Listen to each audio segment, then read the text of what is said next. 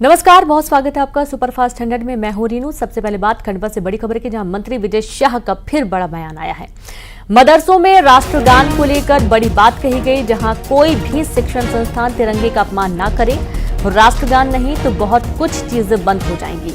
Christian संस्थाएं राष्ट्रगान कराती हैं। विजय शाह ने कहा, शिक्षण संस्थानों में राष्ट्रगान की कर चुके हैं मांग, और अब ये मदरसों को लेकर कहीं ना कहीं फोकस किया जा रहा है, जहां मंत्री विजय शाह का फिर से एक बड़ा बयान है। मदरसों में राष्ट्रगान को लेकर इन्होंने बड़ी बात कही है, जहां उनका कहना है कि कोई भी शिक्षण संस्थान तिरंगे का अपमान ना करे। राष्ट्रगान नहीं तो बहुत कुछ चीजें बंद हो जाएंगी। क्रिश्चियन संस्थाएं राष्ट्रगान कराती हैं। विजय शाह ने कहा, शिक्षण संस्थानों में राष्ट्रगान कर चुके हैं मांग। देखिए, सवाल मदरसों का नहीं है, सवाल शैक्षणिक संस्था का है, सवाल भारत के राष्ट्र का मान सम्मान तिरंगे का है, सवाल जनगण मन के माध्यम से भारत के राष्ट्रगान का है। ये हमारी क्रिश्चियन संस्थाएं यहाँ पढ़ा रही हैं, जनगण मन करती है, झंडा बंधन होता है। तो कोई भी शिक्षण संस्थाएं हो हिंदुस्तान के अंदर, अगर तिरंगे का अपमान करेंगी और जनगण मन नहीं गाएंगी तो उनकी फिर बहुत कुछ चीजें बंद हो जाएगी। तो देखिए आप, मदरसों में राष्ट्रगान को लेकर ये बयान है कि अगर राष्ट्रगान नहीं होगा तो बहुत चीजें बंद हो जाएंगी।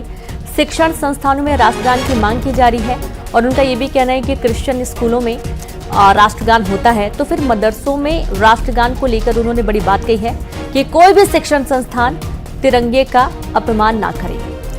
और संवाददाता अमित जायसवाल जुड़ गए हैं। अमित, राष्ट्रगान एक बार फिर से फोकस में है। मदरसों को खासतौर पर एक तरीके से चेताते हुए नजर आ रहे हैं शाह साहब। उनका ये कहना है कि अगर नहीं होगा राष्ट्रगान तो बहुत सारी चीजें बदल दी जाएंगी।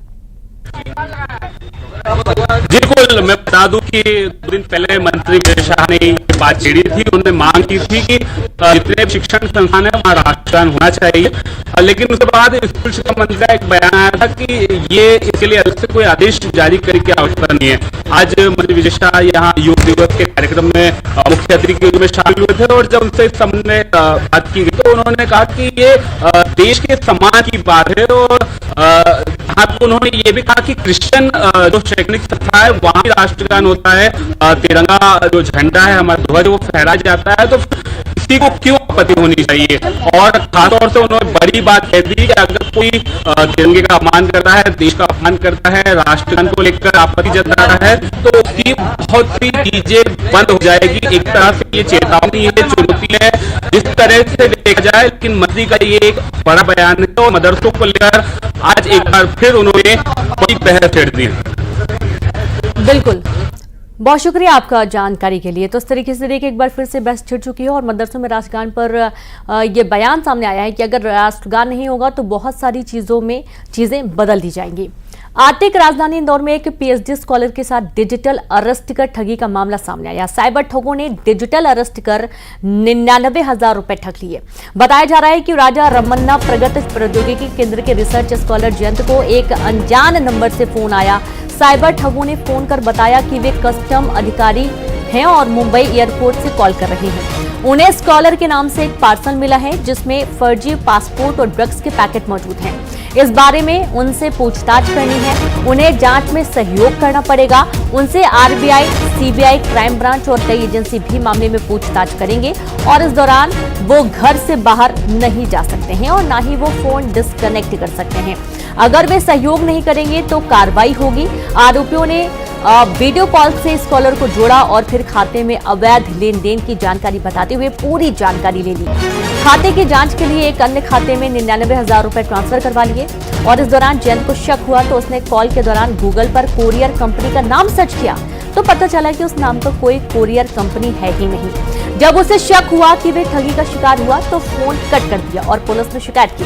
पुलिस ने बताया कि ये कोई पहला मामला नहीं है, इससे पहले भी 2 लोगों के साथ पिछले कुछ दिनों में ऐसा हुआ है, और अब पुलिस मामले की जांच में जुट गई है।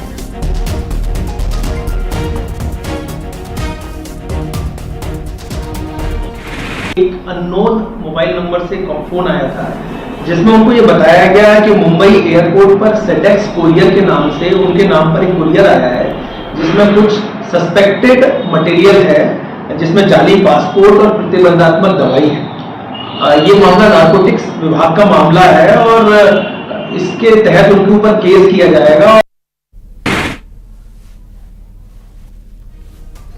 और संवाददाता मिथिलेश गुप्ता जुड़ गए हैं। मिथिलेश, अब साइबर ठग अब अलग तरीके से डिजिटल अरेस्ट करते हैं और उसके बाद ठगी की वारदात को अंजाम देते हैं।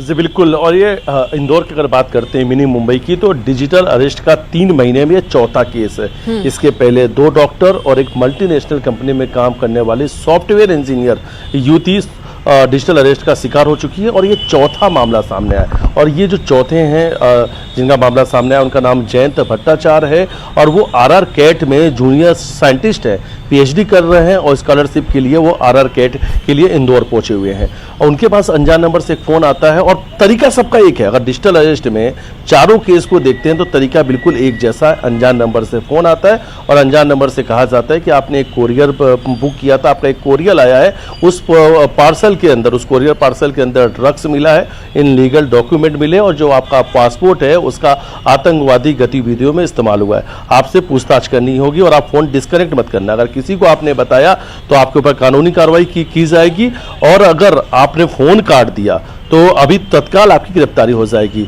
और ऐसे में लोग डर जाते हैं और फिर उसके बाद में शुरू होता है यहाँ से फ्रॉड का नया तरीका, नया पैतरा आजमाया जाता है। सबसे पहले कस्टम विभाग के अधिकारी बन के बात की जाती है, फिर आरबीआई, फिर सीबीआई, फिर क्राइम ब्रांच, यानी जो तमाम बड़ी एजेंसी है उनके नाम से डराया धमकाया जाता है।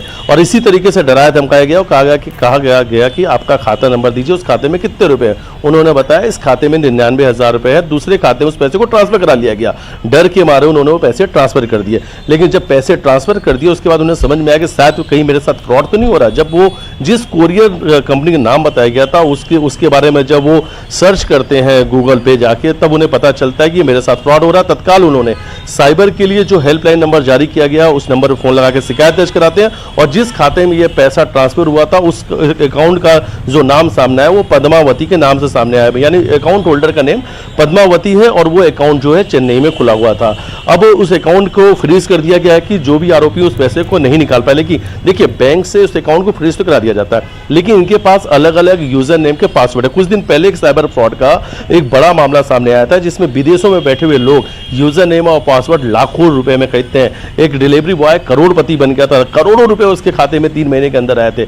यानी ये जो साइबर फ्रॉड का नेटवर्क है सिर्फ भारत तक नहीं है, दुबई, कनाडा, लंदन, तमाम जो विदेशी कंट्री, बड़े विदेशी कंट्री, वहां तक फैला हुआ है। इसलिए इन्हें पकड़ना बिल्कुल आसान नहीं होता। लेकिन डिजिटल अरेस्ट का तरीका बिल्कुल एक है। डराया जाता है कि आपने जो पार्सल बुक किया था, जो आपने कोरियर डिलीवर किया था, उसके अंदर ड्रग्स निकला। सेम तरीका बिल्कुल ड्रग्स के नाम पे डराया जाता है, आतंकवादी गतिविधियों के नाम पे डराया जाता है, जिससे लोग काफी डर जाते हैं। इसलिए लोगों को काफी सतर्क रहने की जरूरत है। अगर आपके पास अनजान नंबर से फोन आता है और जब आपने कोई पार्सल बुक नहीं किया है और उसके बावजूद भी अगर आपसे कोई डिटेल लेता है और कहता है कि आपने पार्सल बुक किया, तो सबसे पहले नजदीक थाने में जाके नजदीकी थाने में जाइए, वहां शिकायत कीजिए, वरना 1938 जो साइबर हेल्पलाइन नंबर है उसमें फोन लगा के शिकायत दर्ज करा सकते हैं। कि किसी भी तरीके से अगर आप गलत कामों में संलिप्त नहीं है तो जाहिर सी बात है कि अगर इस तरीके के कॉल आते हैं तो ये फ्रॉड कॉल हो सकते हैं। ये समझना होगा, पब्लिक को समझना होगा, जनता को। बहुत शुक्रिया आपका मिथिलेश तमाम जानकारी के लिए।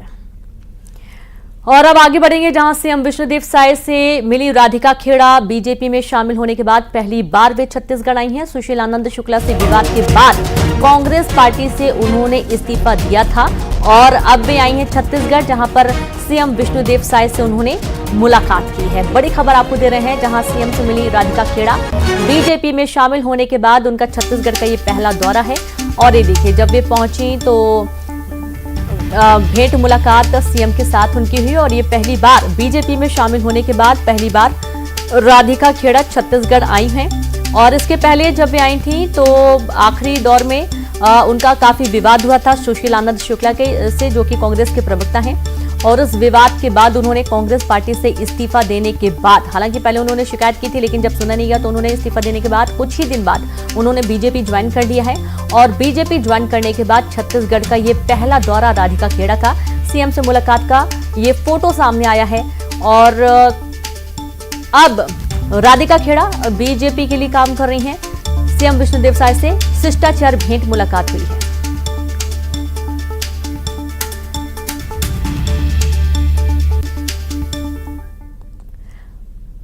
और चलिए अब देखेंगे सुपरफास्ट खबरें तेज अंदाज में। आज 10वें अंतर्राष्ट्रीय योग दिवस पर जम्मू कश्मीर के श्रीनगर में पीएम मोदी ने किया योग। देश और दुनिया